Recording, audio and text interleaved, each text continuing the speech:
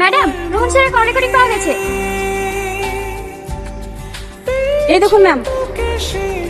Hello Selim, কেন phone করেছেন আবার? আপনি তো আগে বলে দিয়েছি। মাথা ঠান্ডা করে আমার কথাটা শুনো সেলিম। কি শুনবে? আমি আপনার কোনো কথা শুনবো না। দেখো, টাকা তোমার একার না, যে তুমি যা ইচ্ছে তাই করবে। করবো। আমি টাকা নিয়ে যা ইচ্ছে তাই করবো। আর যদি ও মাথায় দাঁড়ায়, আমি শেষ করে দেবো। কেন পাগল মতন করছো বলো তো? সবটা সব ঠান্ডা মাথায় ঠিক করে নাও। ঠিক আছে, তাহলে সামনাসামনি কথা বলেন। সেলিম, কনস্টেবল, ড্রাইভারকে গাড়ি বের করতে বলো। ম্যাডাম পৌঁছে গেছে।